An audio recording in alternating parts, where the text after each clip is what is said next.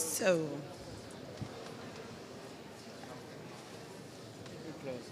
do I have your book? Oh, yeah, it's here. So, very pleased to now welcome Max Pinckers for this heavy book, this enormous book, State of Emergency, that is self-published. You're actually the only one this year that we program that has self-published his book. Congratulations.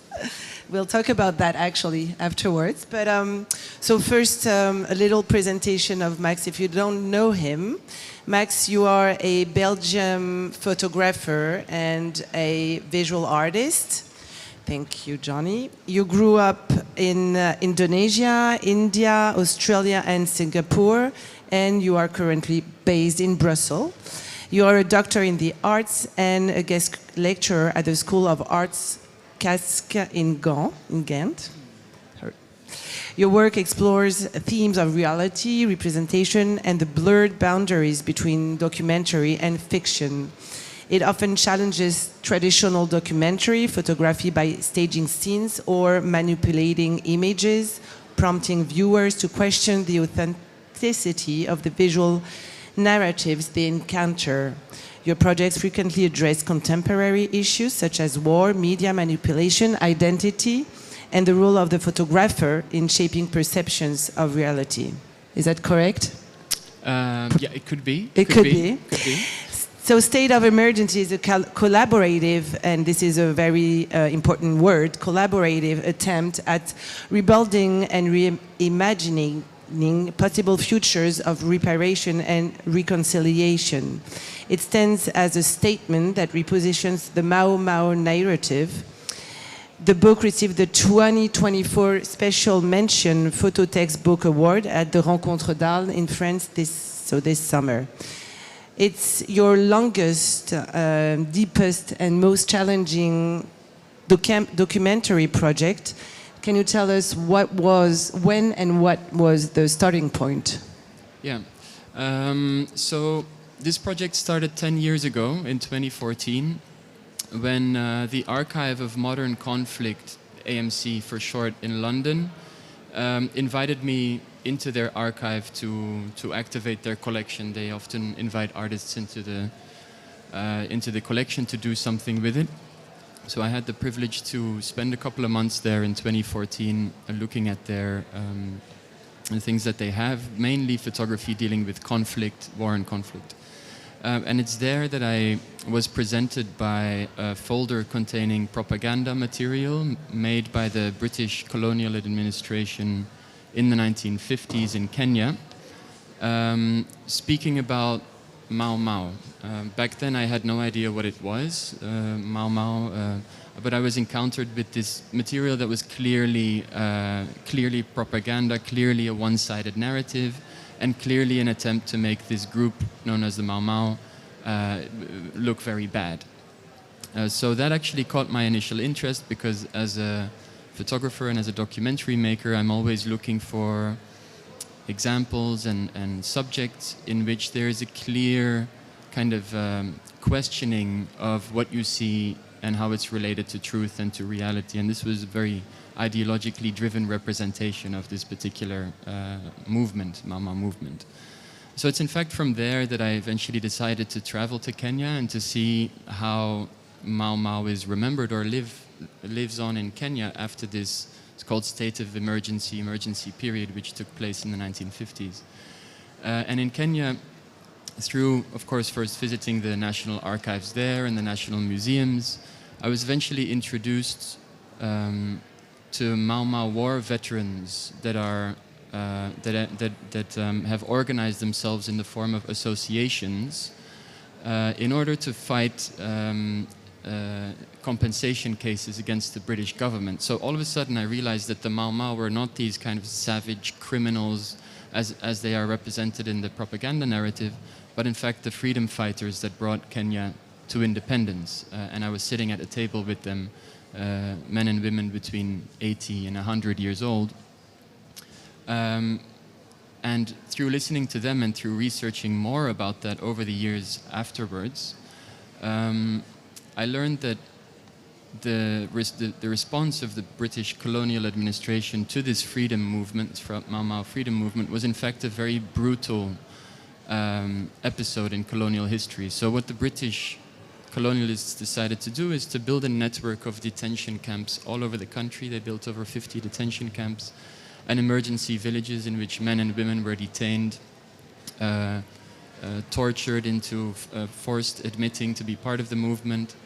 And the Mau Mau veterans today are kind of fighting to be compensated for what happened back then, but also, of course, for their land to be returned to them. So the central question of the whole topic is a question of land. Also because this particular war, of course, divided many Kenyans. Many fought alongside the British, known as collaborators or home guards, and many others took to the forests and took up arms and joined this freedom movement. So post-independent Kenya was still kind of governed, and the political economical power was still in the hands of the collaborators after independence in 1963. So the Mau Mau veterans today, the land was taken away from them when they went to fight. It has not been returned. They have not been compensated for everything they've been through. So all of a sudden it became clear to me, talking to them and listening to them, that they had a motive to in fact take up my invitation to work together when I showed them this archival material that I had encountered in London.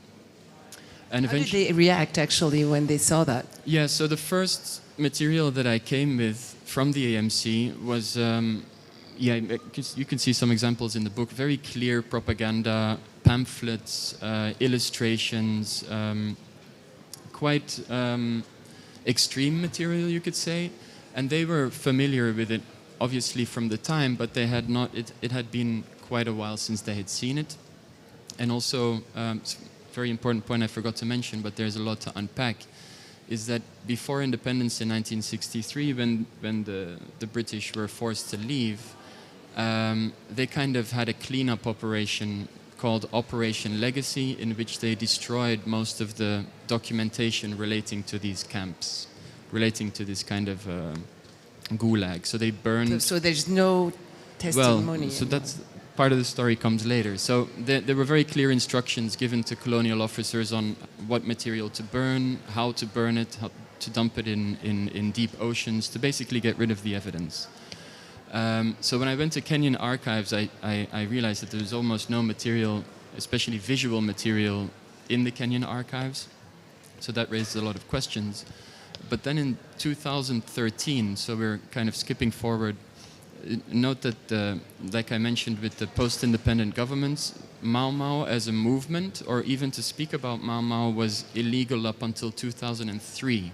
So very recent. So the post-independent governments just completely kind of outlawed anything to do with Mau Mau out of fear of not being overthrown themselves. So only after 2003, these veteran organizations were set up, street names were changed, monuments appeared in the public space, and so on. And then in 2013, a small group of Mau Mau veterans actually took a case to the London courts and won that case. It was the first time in history that a former colonial power admitted to the atrocities that they committed, and also paid compensation to about 5,000 veterans. But this was a very small group, and that case was settled out of court. So they ended up only paying £2,000 to each claimant after the lawyers took a 30% cut. With £2,000, you can barely put a kid through school. So it was kind of a way to shove the issue off the table, forget about it. We sorted it in court. And all the people that I worked with over the years were excluded from this case. They have not yet been compensated. But the most important thing during this court case in 2013 is that a historian was called to the stand, David Anderson. He's been also kind of mentoring the process of the book. And he managed to prove, based on an archival note that he found, that a number of crates containing documents were shipped from Nairobi to London right before independence, and he demanded to see where those documents were. And that's when the British government were forced to admit that they in fact had a secret archive containing millions of colonial era documents that were kept from the public domain that suddenly became part of the national public domain archives. This is known as the Hanslope Disclosure. It's not only Kenyan documents, it's 37 former colonies. So that new archive that suddenly appeared in 2014, 2015 actually corroborated a lot of the testimonies of the veterans in court, but also created a lot of new evidence for other colonial era compensation cases like Cyprus and Malaya and so on. So, but one of the main issues, in fact, is that even though those archives from the Hanslope Disclosure are in the public domain, they're not accessible to Kenyans and other people in former colonies because they're not put online. They don't repatriate those documents back to Kenya. So in fact, if you want to see them, you have to buy a plane ticket, you have to get a visa, you have to go to the National Archives in Kew to be able to look at them. So the setup, I mean, in a kind of nutshell, because there's a lot to talk about, is I went to the National Archives and accessed all of these public domain records and reproduced over 1,200 photographs from that emergency period. I printed them as facsimiles in little booklets and I took them back with me to Kenya. And then I sat around the table with Mau Mau veterans, people who actually experienced that time. Either they were detained in camps or they fought in the forests or in the war, elders. And we looked at that archive together and discussed it. And we decided to stage what we call demonstrations. We don't use the term reenactments, we call them demonstrations, where they come up with scenes that they want to stage from their own experiences that they themselves as individuals lived 50, 60 years before. And I photographed those scenes with them as a response to this fragmented colonial propaganda archive. So that's the basic setup. And then along the way, of course, I also documented many sites and places that are still relevant today, still around today. So what role the role of the staging and manipulation of images has a big role in the book approach. How did you work? There's a lot of material, as you said. How did you work on the narrative, on the layout of the book? How did that work? Because you're by yourself, as we said, you're self-published. How did you imagine building the narrative for the readers? Yeah, so one of the things in this project, in contrast to the previous works that I've made, that here, like you mentioned at the beginning, it's really a collaboration. So it's the first time I let myself be guided by the veterans and by the way that they wanted to approach it as much as possible. So all of the testimonies, the narratives, which scenes that we want to photograph, that's up to them. And in fact, in this context that deals a lot with a dark history, with victimization, with horrible atrocities, I didn't feel that there was a space for me to project my imagination into. I didn't think that was an appropriate way to go about it. But of course, in the process of sequencing a book and in the process of selecting which images come before and after, there is something of my, let's say, point of view in that. And the book process of sequencing was a whole process. It's not chronological. It's not trying to tell a complete narrative of this is the whole story of a very complicated part of history. But it's more done in an associative way. So you have, for example, I'm just going to look at the screen, see what comes up. You had a letter written by detainees in a detention camp in which they're complaining about the conditions of forced labor. The next picture is two gentlemen, one 95 and 100, and the other 105 years old on a boat, sitting on a lake that they were forced to dig while detainees in a forced labor camp. And then the next spread is their testimony of the story that they told me while I was speaking to them on the boat. And then the next picture is Eliud there, who's demonstrating how he was imprisoned. And so there's a kind of associative connection being made based on the documents that I had collected, based on what I think is important, and how they kind of fall into place eventually when putting the material together in a book. On your social network, you can see the day where they had the book between their hands. What happened? I mean, I guess it was very emotional. Is it? Do you consider, in a way, that it was it's a post-traumatic history? I mean, a post-traumatic thing, and this is kind of a healing. This post-traumatic, it's a part of healing. This post-traumatic event.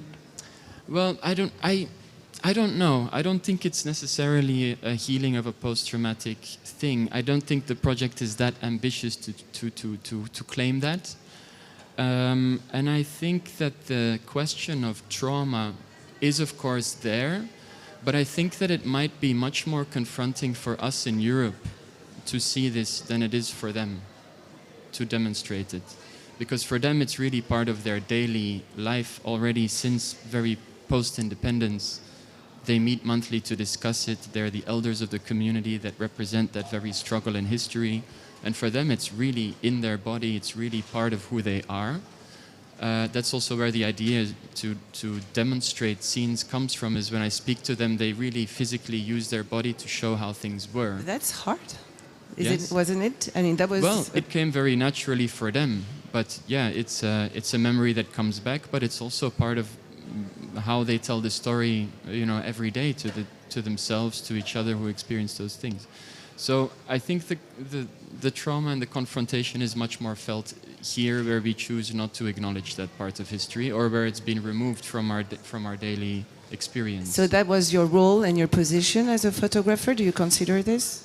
Well, I think I kind of rolled into this story in a way that one thing led to the next. I didn't really have a particular ambition when I started it, other than being interested in the representation of a propagandistic narrative, let's say, really self-reflexive on the level of photographs.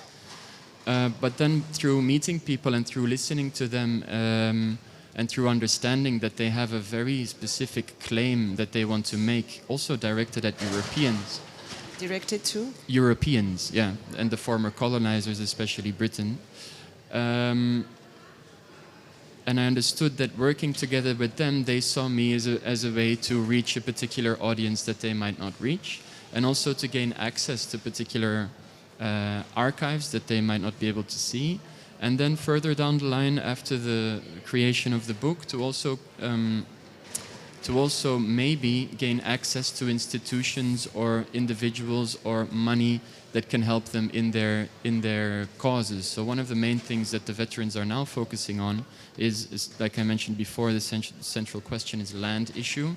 Many of them are landless, and land is incredibly important for the communities in Kenya.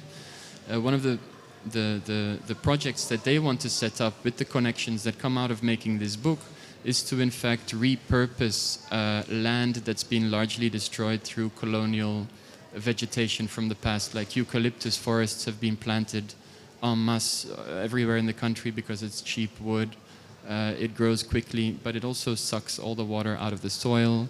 It's a very destructive plant for the ecosystem. So one of the things that they want to do with the veteran communities and the money that it potentially raises, or the access to NGOs, to climate organizations, is to repurpose parts of the land that the government will provide them with indigenous plant types, with farming that kind of replenishes the ground and the soil, where the veterans can then actively, kind of in a cooperative way, get the fruits back from the land, and it can go from generation to generation. So that's a kind of outcome of the project that we also didn't anticipate in the beginning, but eventually it comes back down to the question of land, to the question of reclaiming something that was taken also through nature, and touches on these climate issues that they're facing in a very dramatic way today. So they're thinking forward as much as they're looking back as well. Yeah.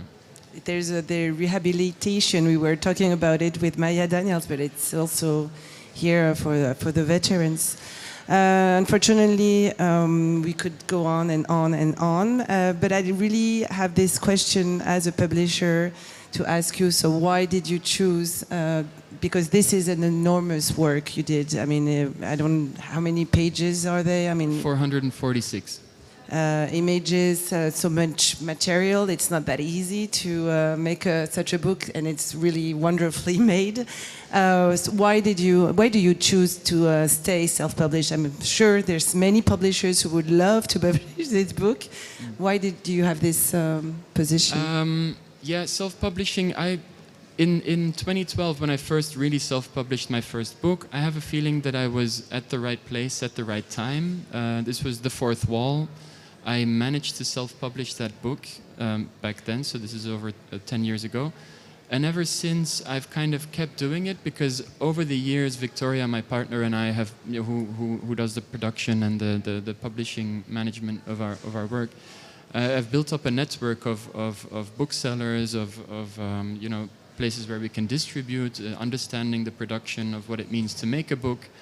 And in fact, since then, I've never really been offered by a publisher something that I could not handle myself, right? So I think in the photo book, art book scene, we're often talking about similar edition runs, a similar amount of books. This book is printed in an edition of 2,000 copies. Which is a lot for a photo book. Yeah, I mean, it's quite okay. We look for the funding ourselves. We manage to get it subsidized. That's why we offer this book at 40 euros. We don't really make profit out of it. And that's also something I think the ambition to make a book the way it is, a beautiful book and the way I think it deserves to be also for the veterans, that book would cost maybe 150 euros if I had to do it the same way with the publisher. So those are all freedoms that I can take. We have 500 books that we reserve to give away for free to everybody who worked on the project or to lawyers or the King of England that we think should have one. There's something also very important. It's bilingual, English and Swahili. English and Swahili, yeah. So, yeah. So I think there comes a lot of freedom with self-publishing, and also just to say, like, okay, we're going to Kenya with 200 books, and we're going to give a book to everybody that wants one. That freedom, I don't know. I don't have an experience of working with publishers, but that's something that we can do because we can choose how to approach it. But of course, that's a position of luxury that I don't think is for everybody. And talent. So we're very happy to be able to do this, and probably will for as long as we can. So we see where it goes from here. Thank you so much, Max. I actually, the time is now completely over. Okay. I exposed the timing, but anyways. Do you have one question maybe from the audience? I'll be around as well. Yeah. If I can make some advertising, we have a table at Polycopies, the others by the boat.